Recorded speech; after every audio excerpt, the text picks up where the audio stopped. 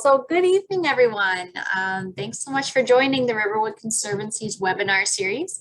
Tonight we have Jeanne McRight from Blooming Boulevards, and she is presenting Where Have All the Flowers Gone?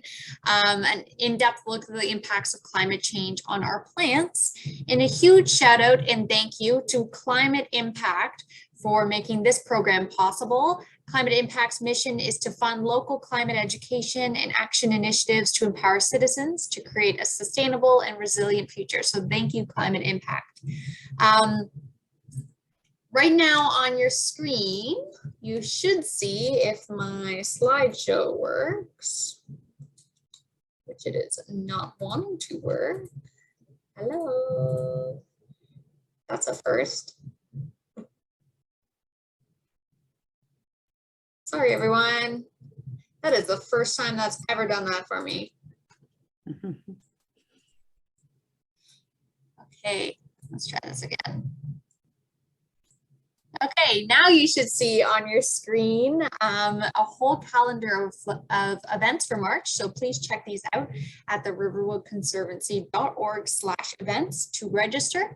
Anything you see in yellow is virtual or webinars, and anything in green is in person and on site. So we have tons of programs during March break to check out. We just opened up more spaces because our programs were quickly filling. So please reserve your spot tonight or this week if you can, because they do fill up quite quick. And if you have the means to support the work we do, please consider donating at the riverwoodconservancy.org/donate. And before we get to our presentation today, the Riverwood Conservancy would like to acknowledge that the land on which we operate is the territory of the Mississaugas of the Credit First Nation and the traditional homeland of the Anishinaabe, Wendat, and Haudenosaunee nations. Today, this place is still home to many First Nations, Métis, and Inuit people, and we are grateful to have the opportunity to not only live but work on this land. And this evening, we have Jeanne McRight, who throughout her 50 years of gardening experience, Jeanne has focused on environmental conservation, specializing in native plants, woodland restoration, and naturalized landscaping.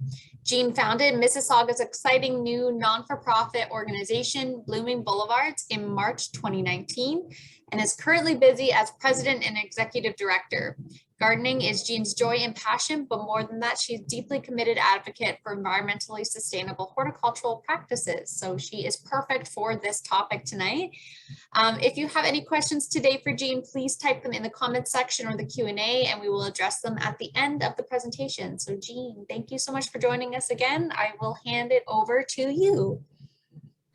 Thank you very much, Stephanie. It's a pleasure to be back again. I was here last year doing several workshops, and here I am again, still on Zoom, but it looks like things are opening up, which I know that we're all looking forward to. This is a timely presentation. There have been a lot of climate-related news lately, and I will be getting into that as we go tonight. It starts out to be a little bit depressing because we're in a crisis situation environmentally, but I've tried to give people a lot of options toward the end of the presentation of things that we can and should be doing, and that will be immediately rewarding for you, both for you and for the environment. Okay, so without further ado, I would like to share my screen and we'll get going.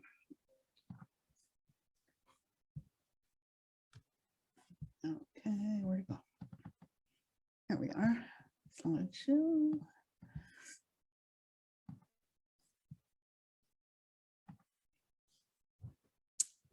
So this is a beautiful tallgrass prairie restoration at Jack Darling Park in Mississauga.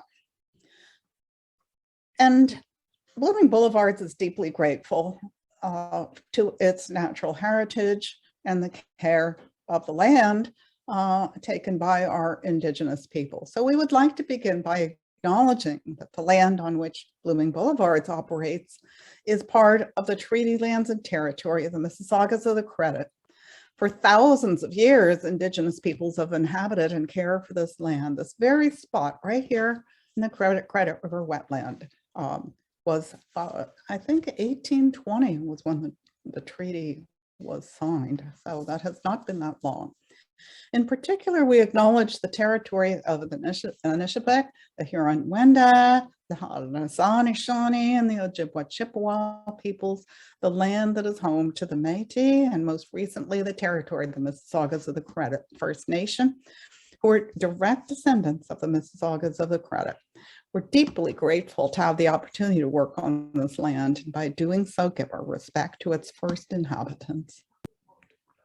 So welcome to Blooming Boulevards. This was taken actually at Riverwood, notice the building in the back, in 2019, the year that we began. So we're not quite 3 yet. We've done a lot in this past 3 years. This was at the North American Native Plant Society big plant sale that was happening, and we used this opportunity to pass out our brochures and introduce ourselves. So thank you, Riverwood, for this opportunity, and it's been onward and upward from there. So what Blooming Boulevards does is raise awareness to the needs of pollinators and native plants and our local ecosystems, and how pollinators and native plants function together within the ecosystem, and how your gardens can support that functioning. Okay, we teach, we do lots and lots of teaching, and also, most importantly, we grow plants and we help people put gardens in all over the city of Mississauga. For those who apply to be a garden steward, we provide help, free plants, and all the advice you need. There are Facebook groups just for you where you can network together with other garden stewards, and it's all really a great thing. So hopefully people can participate, and some people who are here at the workshop tonight might want gardens this year. So what we do is we create pollinator habitat. We use local wildflowers that have evolved in this area within the Credit River watershed. And we connect neighborhoods to nature. What we want to do is put our gardens right there along the street where people can see them and walk by them every single day without having to drive somewhere or travel somewhere to see the little bit of nature. It's right here at the end of our driveway. So we connect neighborhoods to nature, and it is up close and personal. Anytime you walk by a garden, this is what you'll see. 400 different native bee species in this area, and they are at risk. There are many at risk. The rusty patch bumblebee has now been virtually almost extirpated. And that is because we have lost 98% of our grasslands in southern Ontario. 200 plus plants and animal species in this area are now classified as at risk of becoming locally extinct, including nearly all of Ontario's turtle species. So that is a huge impact. The forests, the wetlands are all being impacted, but significantly, it's the grasslands, because that's where your flowering species are, and those are the species that support our local pollinating insects. And this is why all across North America, in the US actually, and you add the Canadian statistics to this figure, 40 million acres of grass. The care of this grass, it takes more water than all of the crops combined to care for this grass. The fuel that runs the lawnmowers and the leaf blowers is highly polluting, and the monoculture lawn has essentially does not provide habitat for wildlife at all. So this is a huge factor. A monoculture across a large area that could be remedied. It's not producing food, it's not doing anything, but just making a carpet of grass. So that's one of the best things that we could do to support wildlife. So where are the bees in this environment? Well, they're not there, they are here. They're in boulevard gardens, they're in native plant gardens, in your front yard, in your backyard, in parks, in meadows, and fields, and conservation areas, wherever we can put them in and wherever we can expand the habitat that's been lost is a good thing. And it is immediately effective. Immediately, if you put a garden in like this, you will see hundreds, if not thousands of insects. Where did they come from? Okay, those little bits of insects are now provided with food, with nesting sites. They can live and they can raise their young, their babies, and reproduce, and then they can move on and reproduce with other insect populations, and therefore become much more resilient to climate change. So what Blooming Boulevards does is connect the larger patches of habitat by putting in boulevard gardens specifically, but all efforts at native plant gardening are going to be of benefit. Sustainability is no longer about doing less harm, it's about doing more good. So where have all the flowers gone? This was a song in the 1960s in response to the Vietnam War and the loss of the soldiers. So now that song has new relevance because we're losing species because of climate change. And in a way, what we have is a war on wildlife and biodiversity that we are mourning, and we need to address that. And there's lots of things that we can do to help. The life in the Anthropocene, okay, and what I'm going to talk about tonight is what has changed. 5 threats have been identified. It's been narrowed down, okay, by the World Wildlife Foundation and report. It was tried to make it clarify the problems, and they have kind of consolidated those problems into 5 sections. So we talk about the 5 threats, the impacts on plants and pollinators, and then finally end on an upbeat note in how we can help. So what has changed? Okay, and what's changed is that our meadowlands, our wild places have been replaced by intensive urban development. In our area, it is the area that's north of Lake Ontario, the North Shore, that all around the lake and Lake Erie, okay, where the pollinators are migrating north, and they are trying to escape the warming from the south and moving up into our Canadian area. And then this is what they're encountering. So now we're seeing headlines like 1 million species at risk of extinction in Smithsonian Magazine, okay. In the University of Washington News, a study shows plant extinction is more common than previously realized, and all this is sad talk about climate change and harming the planet, and adaptation is not working. Okay, and this is brand new. This photograph in the New York Times, just a screenshot, was taken a couple of days ago. So the World Wildlife Federation is a Living Planet report from 2020 defines 5 major threat categories. But these are impacts that drive biodiversity decline, okay? And this kind of narrowing it down into 5 general areas is helpful for policymakers and governments to focus on solutions. And this is a coal plant in Pennsylvania. Okay, and of course, those fires in the Midwest and West this year. Wildfire isn't going to be an increasingly devastating reality as a result of climate change. And now we have had the big IPCC, Intergovernmental Panel on Climate Change, come out with its report in just a week or so ago on impacts, adaptation, and vulnerability. And this was based on the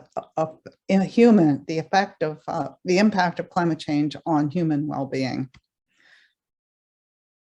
To date, many nations have been able to partly limit the damage by spending billions of dollars each year on adaptation measures.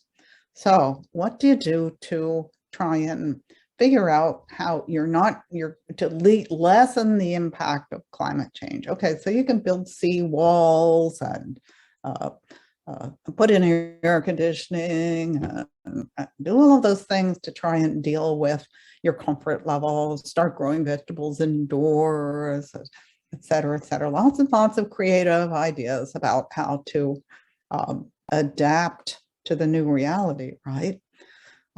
But preparing for future threats will actually require transformational changes. This is a lifestyle change that involves rethinking how people build homes, grow food, produce energy, and protect nature. We've got to find new ways to do these things, not just put up a wall or a barrier or turn the air conditioning up a notch higher. We've got to figure out new things to do. So amid all the danger signs, experts say they want to shy away from doom. Fear is not a good advisor, and never is, said the German Vice Chancellor and Minister for Climate and Economy, Robert Habeck. Hope is the right one. What's needed is realism, action, and hope. So not hiding our heads in the sand, not, saying, oh, there's nothing I can do and I don't even want to think about it. It's just too big and I'm helpless. Instead, there is something that we can do. There's something that you can do. There's something that I can do. And I know that, you've got nothing to lose by actually taking some action on this. Okay, it is not life the way it was. Okay, and we hope for the best. So the 5 threats to biodiversity. Okay, the land and sea use change. So this includes habitat loss and degradation. It's all the things that we're doing to the land. And of course, this is the area that gardeners and restoration ecologists and people who, for example, who like to walk through Riverwood, and people who want to grow pollinator gardens and protect our beautiful natural heritage, are interested in habitat loss and the degradation of landscape. But agriculture is a major factor here. It's responsible for 80% of global deforestation. And so the agriculture, especially industrial agriculture, is a major area that needs to be reformed. Now there's a whole branch of agriculture called sustainable agriculture, where there's interesting new processes being developed that I think that is going to be increasingly necessary. So pollution is another, and that makes of course, the environment unsuitable for survival. Directly and indirectly, our air is polluted, our land is polluted, our oceans, our waterways are polluted, and we've got to address pollution. Species overexploitation. Okay, now overfishing is the prime example. So global fish populations are in deep trouble, and they are projected to be absolutely decimated by 2050. There's a tipping point over which the fish populations cannot recover. In South America, lost 90% of their species, wild species, in their waterways, 90%. So that's significant, particularly in areas around the equator. You find much more critical situations with wildlife, especially ocean aquatic wildlife. Climate change, temperature, okay, forcing animals to shift their range, or else it messes up the phenology. That means the match of the insect or the animals life rhythms, together with the weather, the temperature, the daylight, the food that's available, okay, and the whole ecological interaction is now kind of messed up, okay, and that is caused by temperature changes and also things like storms and wildfires and things like that. Okay, then finally invasive species and disease. And these compete with the invasive species, compete with native species for space, for food and other resources. And sometimes they spread disease that our native species have no immunity to. So here are the stats for North America. And the source here is the World Wildlife Fund Living Planet Report in 2020. Okay, and you can Google this online. It's very interesting. They've got a chart like this for all of the continents in the world. So North America is in bad shape, but you should see South America. It's even worse. Pretty deadly and awful to think of. So you can see our changes of land use and habitat loss and degradation is the biggie here in Canada and in the US. And then the next one that is extremely problematic is the species overexploitation. We'll be learning a little bit more about these things. And then third is the invasive species and disease. And sorry, I just noticed that's spelled wrong. And then finally, pollution and climate change. So you might be surprised, it's only 5% of this. The other things are correctable. They mean that these are as a result of human mismanagement of the planet that we live on. Okay, and we can make changes to these things. Okay, and then that will affect climate change. So changes in land use, habitat loss, and degradation. And what can we do about that? So that is referring to habitat reduction, fragmentation, unsustainable agriculture, and horticultural practices. So our whole horticultural industry is, needs some reformation. Soil damage and loss, and that again, a great deal has to do with unsustainable agricultural practices. Let's see how this habitat reduction affects the monarchs. The monarchs, I think most people are aware, migrate from a small, very small area in Mexico, about 6 acres, okay? And you can see that represented at the far left on this chart. Okay, 6.23, and that is about the forest area where the monarchs overwinter. And then they take off and they go through 4 or so generations on their way north to get to Canada and spend the summer there foraging and having their happy lives and making baby monarchs. Okay, so you notice all the little monarch caterpillar crawling over your milkweed, and that little monarch caterpillar, depending on what time of the season it is, might be the 2nd or 3rd generation of monarchs on its way from Mexico. And then they need to fly all the way back.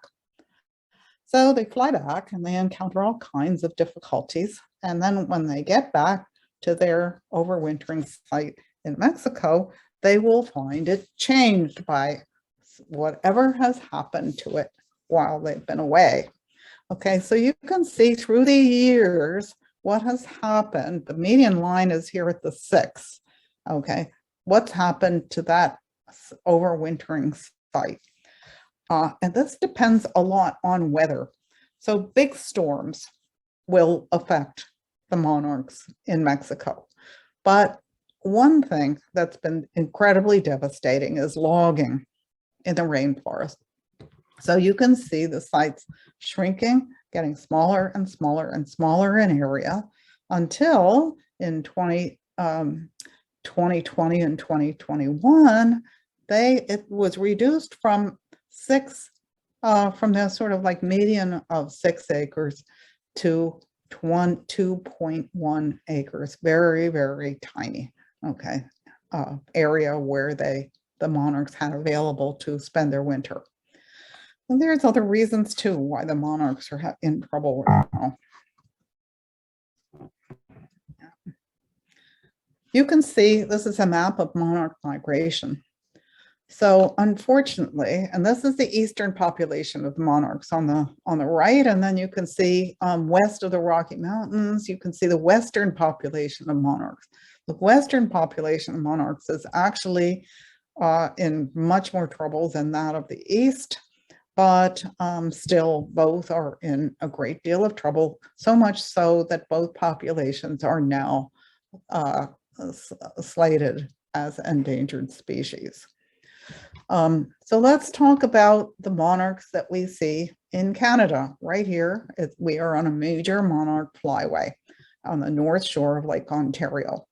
So the monarch, when they head back home, what they find is they are going straight through the Corn Belt. And that area that is green, especially in the western regions and on the way through to Lake Superior and Lake Huron, are right through the Midwest and the farming regions, where they are putting piles of glyphosate and other neonicotinoid chemicals on their crops. And so timing is extremely critical. That those are affecting the insects, but not only that, they also absorb into the crop itself. And although something like glyphosate doesn't last very long in the soil, it does last. It is affecting, even if the chemical is not directly touching the insect, that any dew or exudation onto the leaves, any transpiration that results in droplets on the leaves from the plant will, if the monarch is sitting there and having a little sip of a drop of water on a leaf, it's going to get poisoned, and that will be very toxic to it. Okay, not only that, but also the herbicides. It's not just the pesticides, it's the herbicides will kill the monarch caterpillar's main, only food, and that is the milkweed. So this is why the insect is in trouble. Okay, here in Mississauga, you can see about 40 to 50 years ago, Mississauga looked like this. Okay, and this is when Square One was built, and you can see that it was all agricultural land, open space, hedgerows that were chopped up in farms, but there were plenty of places for animals to live and insects to breed and flowers to grow. Okay, and in 50 years, it now looks like this. Well, actually, this is even, 8 years ago. Okay, so it's even more built up. I don't see the two Marylands here. Okay, the towers, but this is, you can see no more fields, no more cropland, no more open spaces, no more green spaces. And when a little butterfly flies north from Mexico, where is it going to live? That's what the problem is. So what green spaces we do have, and Mississauga is dotted with parks, small neighborhood parks, and there are some big areas that are larger parks along the lake, and of course Riverwood. But still, there's distances between the parks. And you can see an example even in the countryside where habitat's chopped up with distances between it. And you see a line, following a a contour of a land, but it's hard for insects to fly or an animal to run across those chopped up spaces. This is called fragmentation. So what happens is when the habitat becomes fragmented, the center of that habitat is a comfortable place for species to live, but the outer edges become very uncomfortable. They're hostile places, and the species need to adapt to those hostile spaces or they die. If they can't adapt to the hostile space, if they can't travel through that space where they're not meant to live and to reach another space, they will not survive. And that this selects for species too. So when you end up with a patch of habitat that's very small, the only species there are going to be really tough species, and all of your specialists are not going to be around anymore. And this is where biodiversity is lost. So this shows you how this works a little bit more. Okay, it's called edge habitat, where you have the more common, more resilient, the generalists, the species that can get along pretty much anywhere. We're thinking raccoons, right? We're thinking squirrels, we're thinking deer, okay? But all of the specialist species, the ones that need that special environment in order to feel comfortable and live, they're not going to be around. Biodiversity loss. We abuse land because we see it as a commodity belonging to us. When we see land as a community to which we belong, we may begin to use it with love and respect. And that is from Aldo Leopold, from his wonderful book written in the 1940s called The Sand County Almanac. If you want to read a good book on someone who loves the environment and has very wise things to say, read Aldo Leopold's work. He is called the father of ecology and coined the word, I believe, it's ecological restoration. Threat number 2, pollution. Okay, habitat is made unsuitable for species survival directly and indirectly. Neonicotinoids are the biggie here. And this, you see the little bee sipping on a drop of dew on a leaf. That if that plant has been sprayed with neonicotinoids, the toxicity that has the roots took up in the plant are going to be transferred into the water and the dew that the bee is drinking, and the bee will die, even if the bee hasn't been directly sprayed. So if you buy a plant from a nursery, and by the way, the seeds can also transfer that toxicity.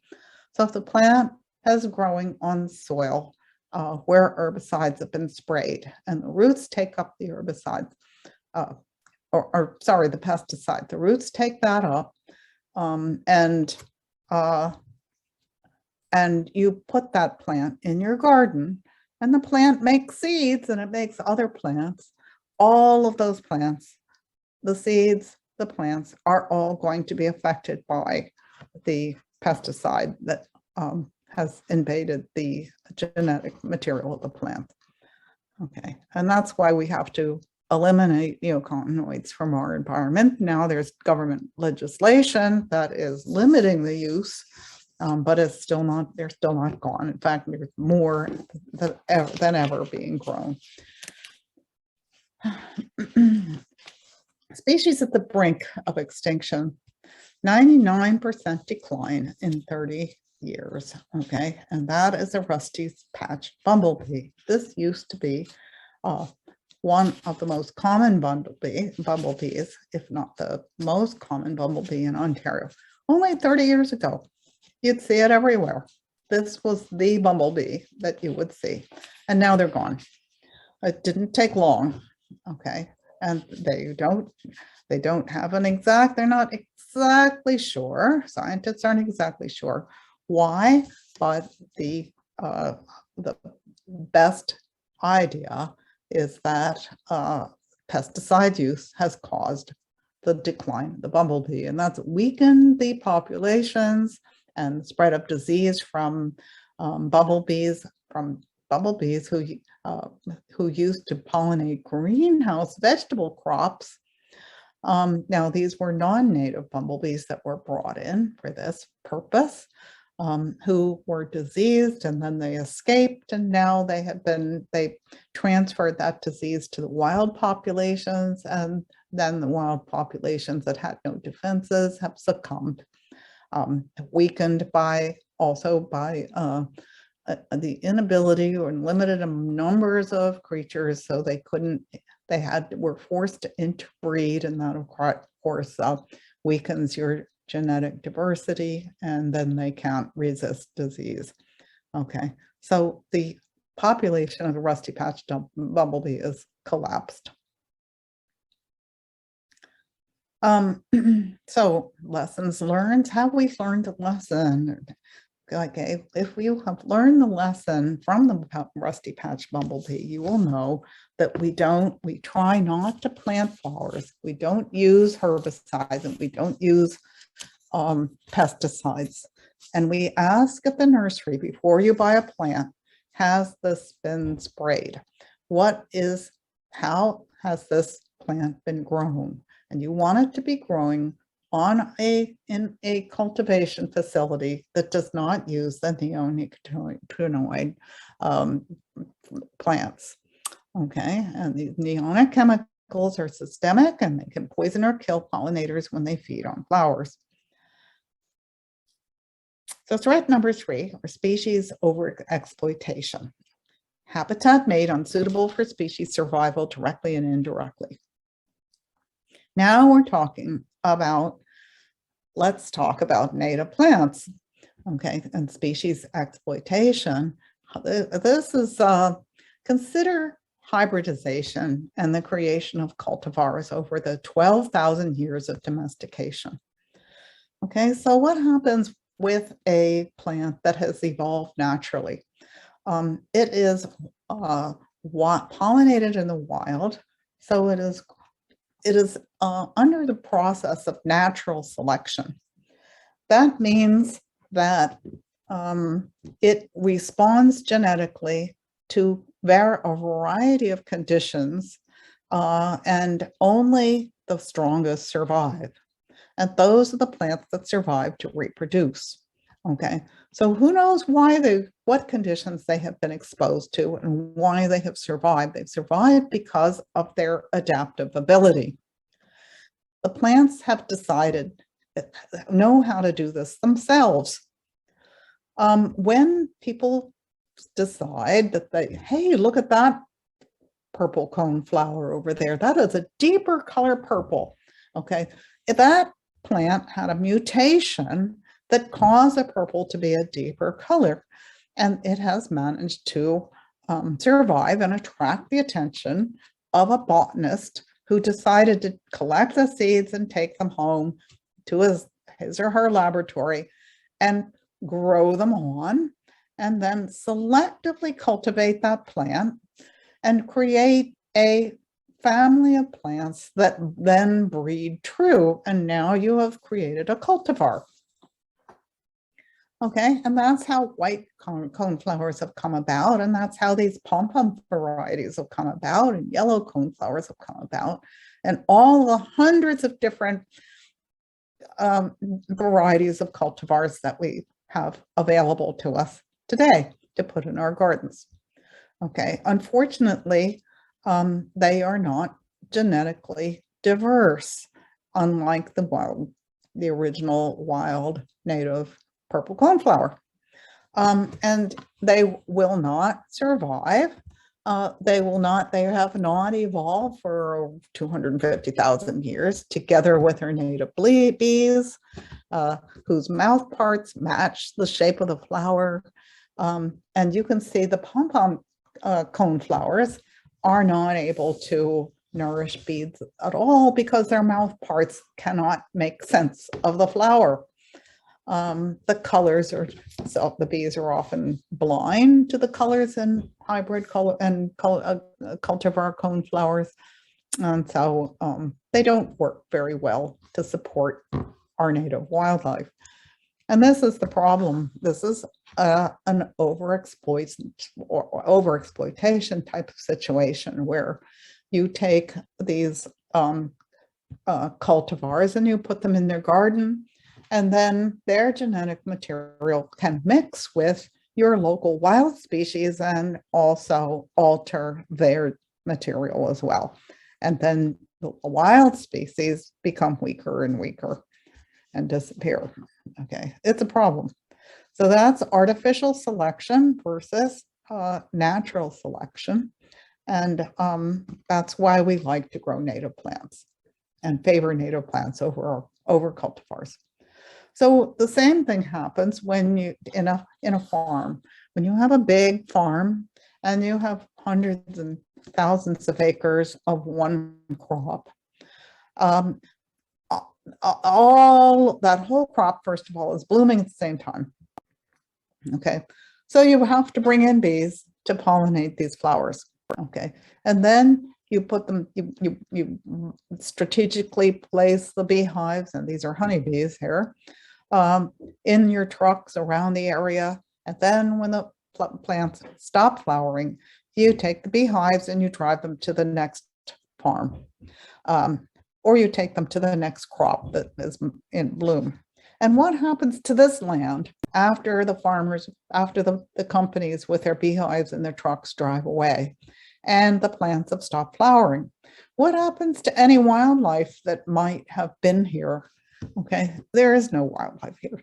Okay, there's no other insect aside from maybe pests that can, no pollinating insects that can survive, because there's only one crop and it only blooms once over a whole entire season. So now what sustainable farming is doing is it's intercropping, and it's dividing the fields into much smaller sections and with a variety of crops and smaller, rotating their crops. So they, without having these giant sweeps of land and just one single monoculture. There are ways to deal with this. So with vegetables, okay, this is where you really have a huge species loss as well. So a century ago, okay, in 1903, commercial seed houses offered hundreds of varieties of different plants, okay. There were 497 varieties of lettuce, for example. Okay, so here, if you follow this lettuce section right here, and you follow this green line all the way down, and now you see that there are 30. Okay, and this follows through with all of these different vegetables. Okay, 100 years ago, lots and lots. Okay, now down here at the bottom, only just a little. Okay, and this has to do with marketing. And it has to do with storage and just commercial convenience. So we've lost all of those species and that genetic material. And it's too bad. And that's why we like to buy heritage vegetables to plant in our veggie patch instead of the brand new cultivars. Threat number 4, climate change. Plant pollinators shifting are shifting ranges, and the plants and pollinators, I say plants and pollinators together, because you don't have flowering plants without pollinators. You don't have pollinators without flowering plants. Okay, the two of them operate together. They are mutualists, and they must exist. You must have one, must have the other to exist. And then you have to deal with adaptations to seasonal change.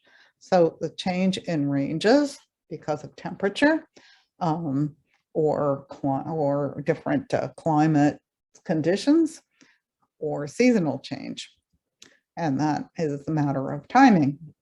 When does it get warm in the spring? When's the frost-free date? Is it moving up?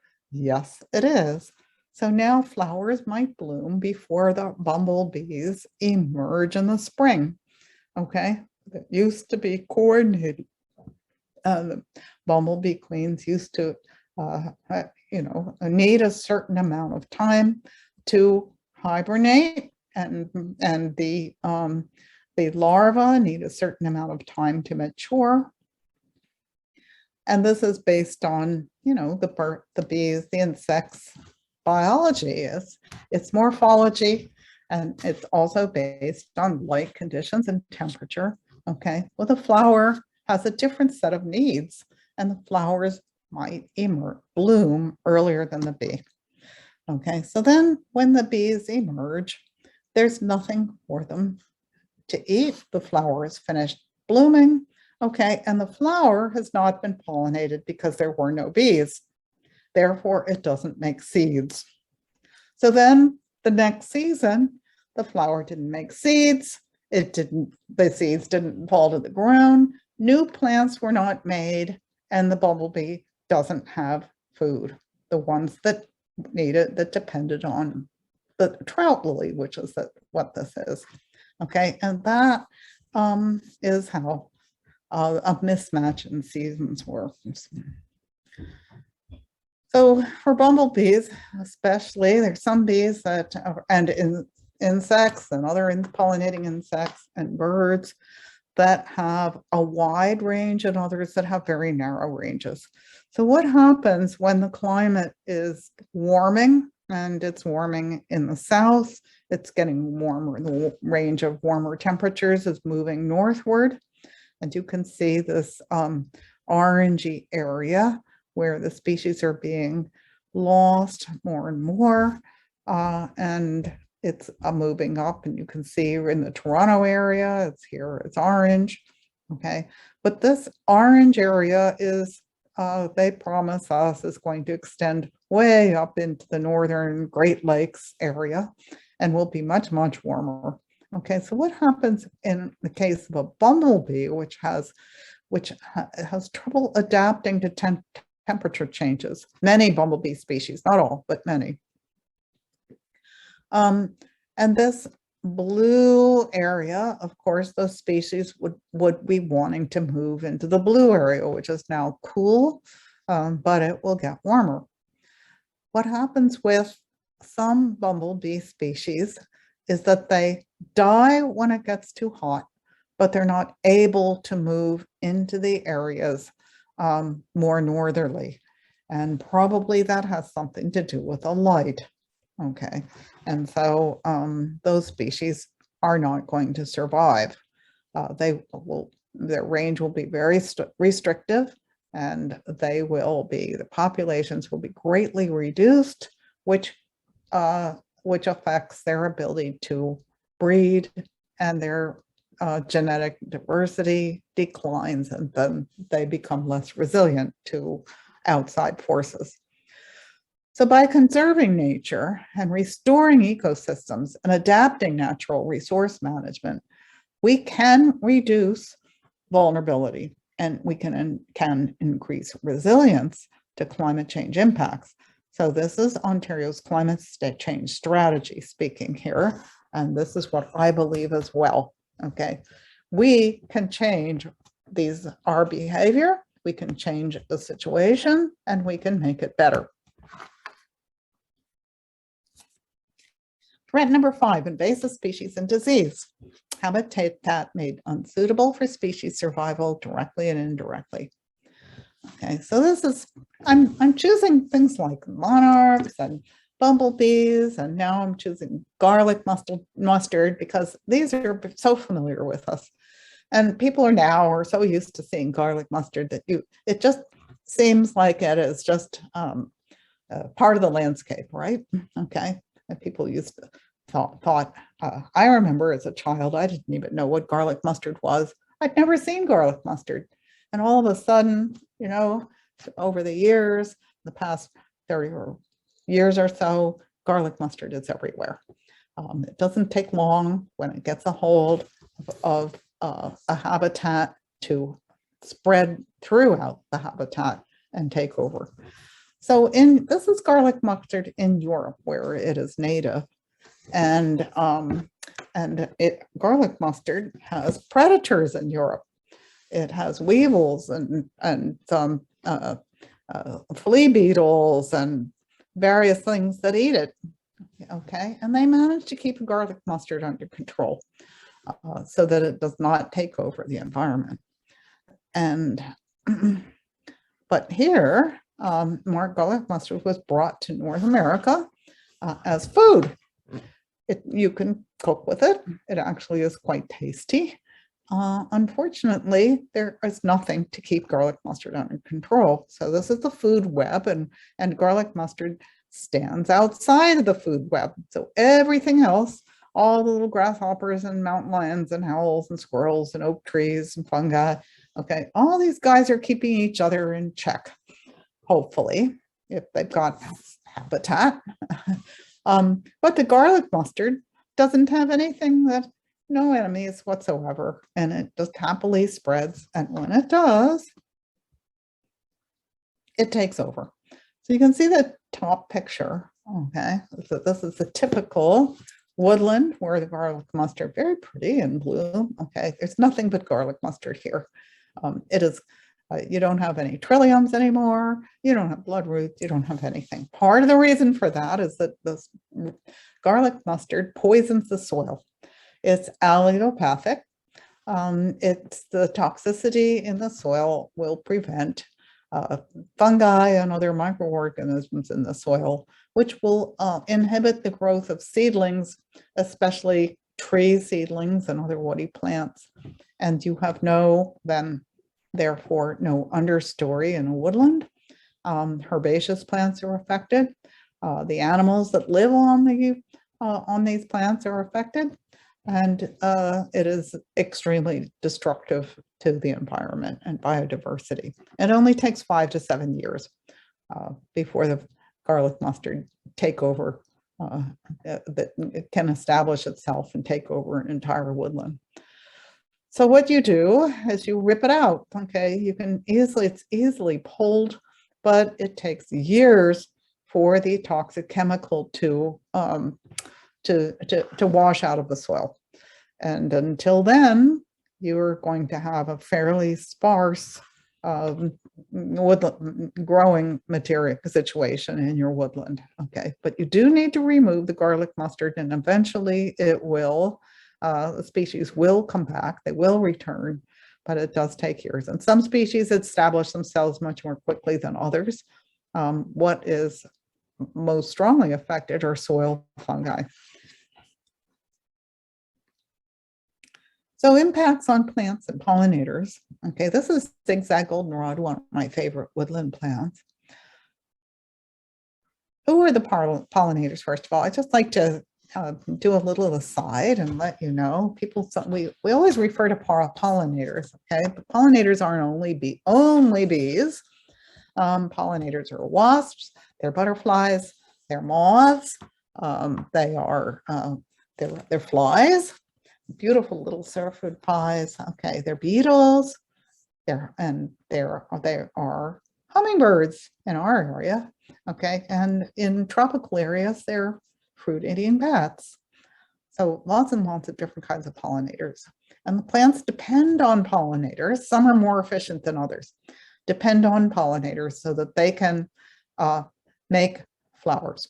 So that they can make seeds. The pollinators help the plant to reproduce. So the flowers do all kinds of things to attract the pollinators, okay? And they develop different shapes and different colorings, and then the pollinators have, over time, adapt their bodies so that they can get at that pollen or nectar that the flower offers, those floral rewards, faster and better than another pollinator can. So you've got pollinator specialists and you have pollinator generalists. The pollinator specialists are only attracted to certain kinds of flowers. Okay, some only one kind of flower and others just a limited number. The pollinator generalists are pretty good with a larger range. And bumblebees tend to be generalists. And then, for example, a squash bee tends to be is a specialist that only likes squash. The bees are divided into two main groups. One are solitary bees, one whole group of bees, and these are quite a number of, these are native bees. Okay, so you can see that there's 20,000 bee species worldwide.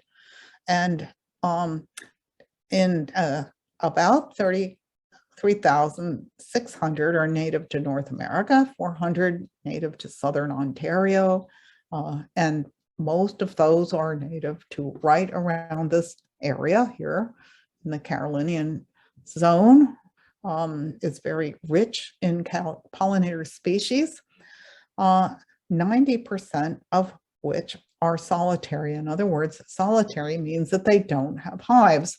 They live by themselves. So the mother bee, the female bee, has her baby, she provisions her nest, and generally she nests in a hole in the ground, a little cavity in a log, a hollow log that's carved by a beetle, or a hollow stem, not in a nest, and certainly not together with other bees. Okay, and the majority of these are not aggressive and they don't sting. So when you plant a wildflower garden, you'll see lots and lots of solitary bees buzzing around, and they're all different sizes, teeny tiny, you know, and larger, beautiful colors like that iridescent green one on the butterfly milkweed at the lower left. So these are extremely important for pollinating our plants, our fruits, our vegetables, our wildflowers, our trees. Okay, all of our flowering plants are our 400 species of native bees. And they tend to honeybees tend to compete with our native bees. So that's why I don't really emphasize the honeybees, because the honeybees are generalists. They can fly much further. They can spread disease, vectors for disease. And really, if you want to help and support our native bees, please don't breed honeybees and have a beehive. Okay, they will compete with our native bees that are in danger. And honeybees are not. So here's bumblebees, able to fly in cooler temperatures. Okay, that's what's special about bumblebees, is that they're great. They appear first. Okay, they're cool weather bees, and they are lower light levels than many other bees. So they'll be around on shady days or cloudy days, and into the later afternoon and early evening, they'll still be buzzing around. Okay, they have pretty unique muscles where the wings are attached. Their wings can actually, when they can crawl into a tubular type flower that's very tight and hard to get into, they're strong enough to force their way in, and then they can detach their wing muscles and use those muscles to vibrate their body. And what that does is it shakes the pollen onto the hairs of their body. It's called buzz pollination. And you can see, there's videos online, you can see the whole flower vibrating from the bumblebee vibrating its body. It's pretty amazing. So 28% of all North American bumblebees are facing some degree of extinction risk. And I already told you about the rusty patch, which is sad. Okay, butterflies and moths, 19% of these guys are at risk of extinction. And even generalist species that once were widespread, and this includes the monarch. And wasps, the majority of wasps are beneficial wasps that will control the pests on your vegetables and fruits. We're not afraid of wasps. We encourage wasps in our pollinator gardens, and they are beautiful creatures, very interesting to watch. So there are a couple of aggressive types of wasps and hornets, yellow jackets. Okay, you want to stay away from them, but most wasps are good guys. Okay, flies, the beautiful little flies are called takin flies, tachinids, and then you have the syrphid flies, and they are teeny tiny. You will see them in your pollinator plants doing their job to pollinate the flowers. And they're generalists as well. Okay, and beetles. Okay, there's your lady beetle. We also have a non-native lady beetle that's now becoming very common, the seven-spotted beetle. Okay, and lots of beetles also serve to pollinate plants. And some plants are exclusively pollinated by beetles because beetles evolved before bees did. So birds and bats, we don't have bad pollinators in Ontario because our bats are carnivores, they eat insects, but in the tropics, there are fruit-eating bats, so they can pollinate flowers. Okay, in this area, we have our ruby-throated hummingbird that loves things like our bee balms and our cardinal flowers and our other red tubular flowers. So pollinators help to produce food, okay, that worth billions of dollars, but they're also essential for the reproduction of plants. Okay, they're keystone species. 88% of all flowering plants rely on animal pollinators. So the pollinator decline causes major disruption in natural ecosystems and huge loss of biodiversity. But some plants have adapted to become self-fertile and not depend on pollinators. And as the pollinators decline, scientists project that possibly the plants, there will be more self-fertile plants that become prevalent. And of course, the plants that depend on pollinators are going to decline. The self-fertile plants will take over, is the one scenario. And they typically have less pollen. Well, why would they have pollen if there aren't pollinators and nectars that the pollinators need? So that would mean an even more increasing decline. And I should mention that most weeds are self-pollinating. Okay, so then we would get a lot more weeds, plants, flowers that might not be very useful to animals and that might have impact on our food, our attempts to grow food. So when we lose species, what does that mean for ecosystems? And here if we have a flower loss because of lack of pollination and seed loss, then we're not good. That's going to impact birds as well. You're not going to have any seed-eating creature is not going to have anything to eat in the winter time. Okay, no fruits, no berries, and so this has a cascade effect on the whole entire ecosystem.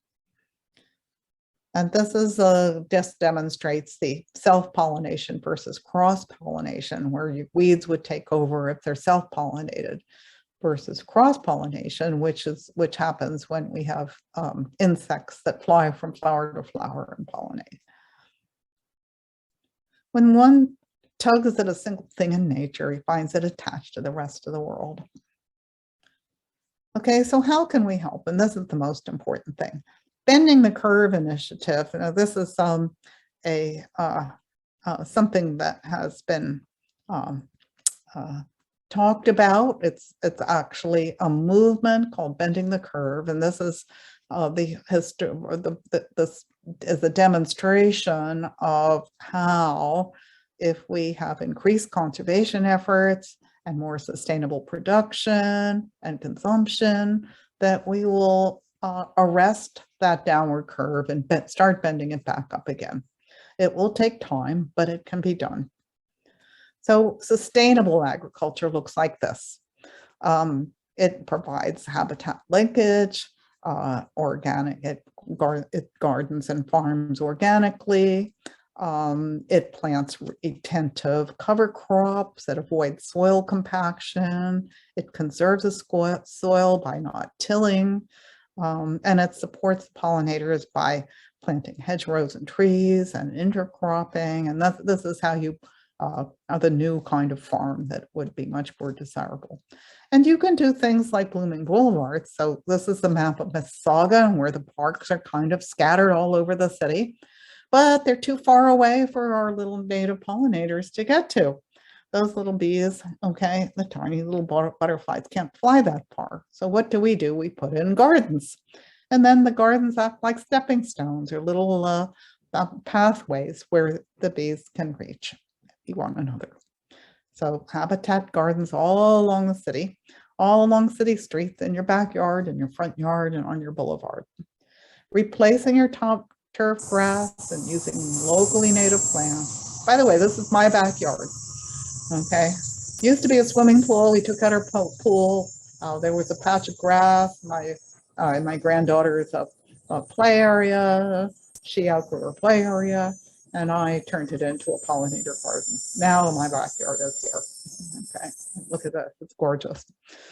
Okay, so pollinators' basic needs: shelter and nesting sites, food, protection from pesticides, which kill the non-target insects such as bees and butterflies. Okay, and advocates willing to make changes in their own landscape. That's you, that's me. Okay, people willing to teach others and spread the word to encourage pollinator-friendly practices in their community. Okay, just like Riverwood does in blooming Boulevards. So here's a great graphic of planning your garden and thinking like a pollinator, and grouping your plants in color patches and species patches, and a nice sort of hollow or fallen log and bare spots for nesting, species that bloom of different times of year. That's the way to make a good pollinator support garden. And this shows you the different kind of nesting sites for native bees in the ground. And you can actually take bundles of hollow stems. Don't trim your plants in the fall, leave their stems standing, things like that. Use locally indigenous native plants, okay, because they have co-evolved with your pollinators. And of course, they support your endangered species, especially plant milkweed for your monarchs. Plant asters and goldenrods, they fuel up migrating insects in fall. And here's more about cultivars. Provide plants with, this is a plant list, and you can see that there's bloom all through the season from spring to fall. And that's what you're looking for. And then the powerhouse performers are these keystone species. Just 5% of our native plant genera host roughly 75% of our caterpillar species, and that's what feeds the birds.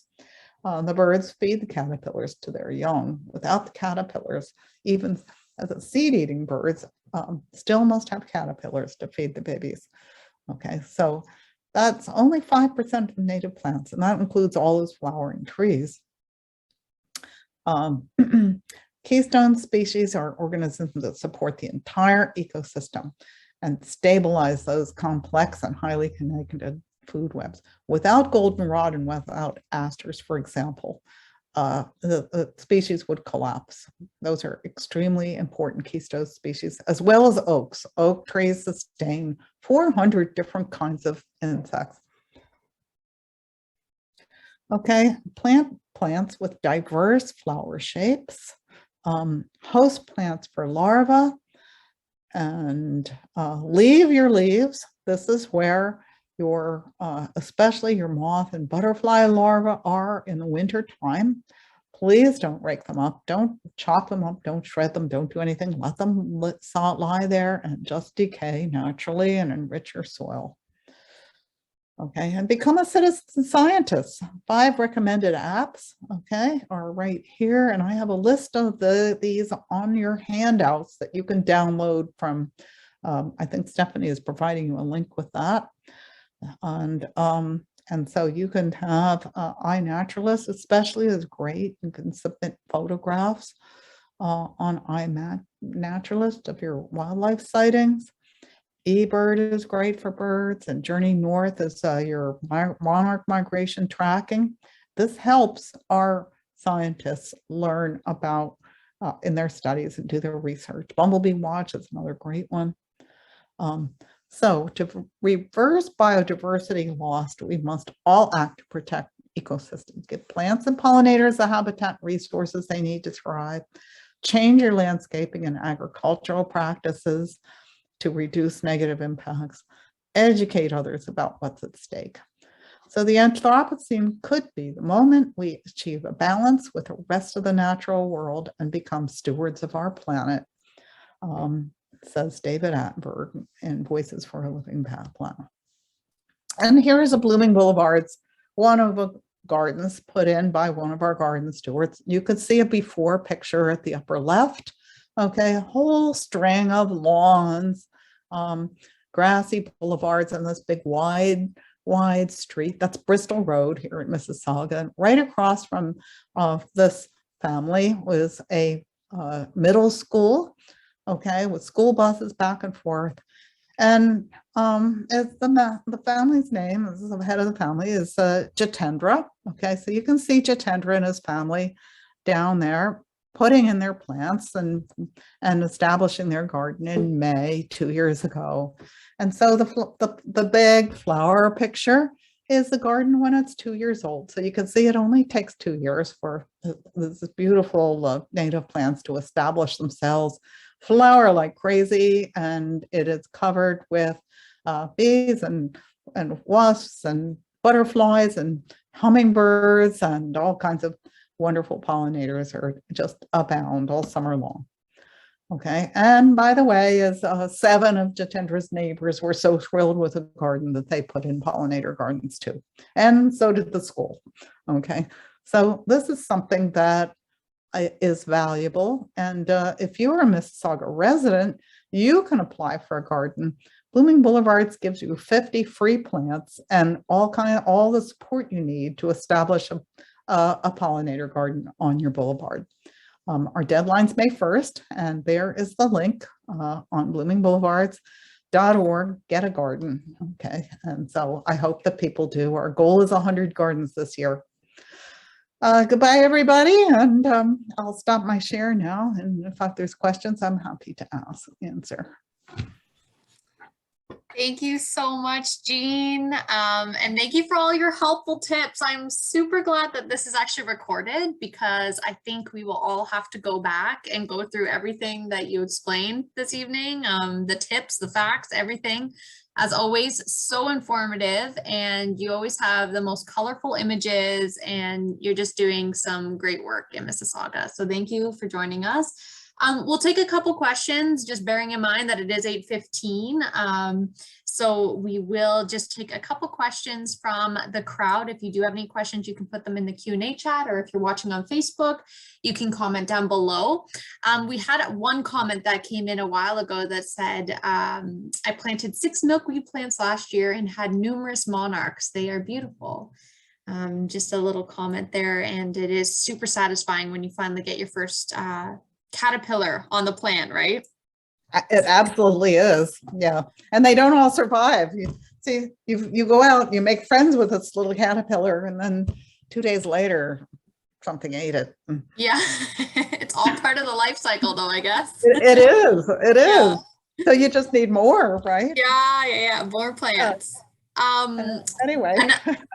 Another question that came in is, do you have recommendations for places to get responsibly grown plants without the use of pesticides? Hard to do, hard to find, very hard. But you can now, there's push on with master gardeners to try and encourage nurseries and growers to label their plants. So Loblaws had carried plants that had labels from, I think, Pollinator Pathways, that made these labels for certified nurseries and growers to put to use, so that people could identify the plants. But the best thing to do is to request those plants from your nursery. Okay, and that's all you can do, because there's no regulation at this point. Wow. I know. Crazy. There is in some locations in the US, but in Ontario, there's not a regulation. So that needs to change, doesn't it?